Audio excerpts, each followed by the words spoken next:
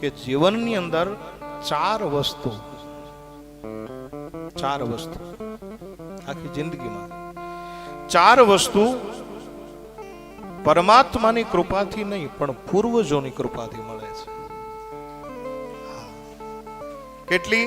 ચાર વસ્તુ એવી છે કે જે ભગવાન તો તમને આપી શકે, પણ મારે આજ તમને કહેવું છે કે મારો ને તમારા પૂર્વજ જો રાજી હોય તો ચાર વસ્તુ મને ને તમને મળે. એમાં પહેલું છે પુણ્ય. પહેલું પુણ્ય છે. પુણ્ય કમાવાની ઈચ્છા જેથી થાય ત્યારે સમજી લેવાનું કે આમાં પરમાત્માની દયા તો છે જ, પણ હારોહાર પૂર્વજોની એટલી બધી દયા છે. પરમાત્માની દયાની સાથે પૂર્વજોની કૃપા હોય તો શું મળે? બોલે પુણ્ય. પુણ્ય કોને કહેવાય? તમે અહીંયા જે કરવા આવ્યો છો ને એ પુણ્ય કરવા આવ્યા છો. પુણ્યનું પાથું જે શ્રદ્ધા સંબલ રહિત નહીં સંતન કર સાથ તિન કહ માનસ અગમ અતિ જીનહીન પ્રિય રઘુનાથ. તો અહીંયા તમે પુણ્ય કમાવા, પુણ્યનું હાવ તમને સહેલું કહું તો દાન. તમને ક્યાંક આપવાનું મન થાય, તમને ક્યાંક દાન પુણ્ય કરવાનું મન થાય, તમને કાંઈક કોઈને સહાય રૂપ હેલ્પફુલ થવાનું મન થાય તો સમજી લેવાનું કે આમાં પરમાત્મા તો રાજી છે જ, પણ અમારા પૂર્વજ બહુ રાજી છે. આપણા જે ગયેલા વડવાઓ છે એ ખૂબ રાજી હોય તો જ તમે દાન કરી શકો, તો જ તમે પુણ્ય કરી શકો. તો પૂર્વજોની કૃપાથી પહેલું પુણ્ય મળે. બીજું પ્રીતિ.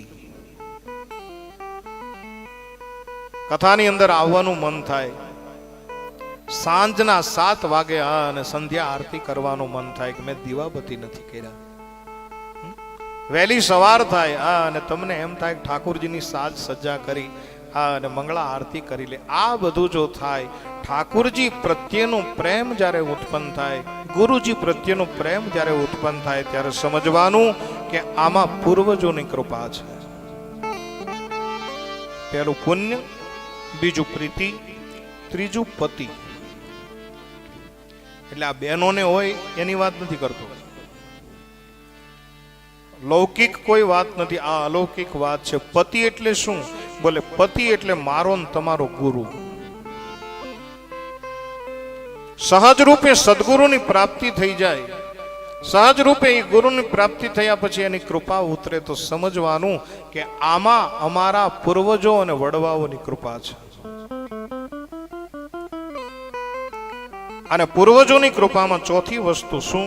પહેલું પુણ્ય, બીજું પ્રીતિ, ત્રીજું પતિ અને ચોથું પ્રાપ્તિ. શેની?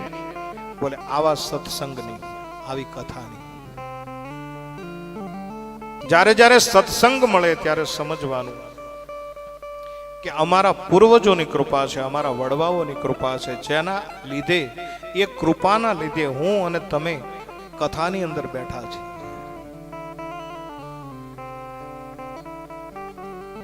આ સત્સંગ બહુ દુર્લભ વસ્તુ છે.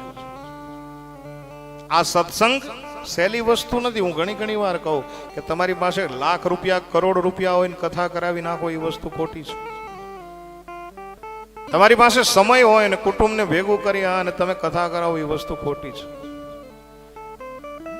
તમારી પાસે સમાજ છે અને તમારે સત્સંગ કરવો છે ને તમે સત્સંગ સાંભળી લો, એ વસ્તુ ખોટી છે. આ તો ભાગ્યમાં હોય તો થાય, ભાગ્ય બિના નર પાવત નાહી. મારું રામચરિત માનસ એવું કહે છે.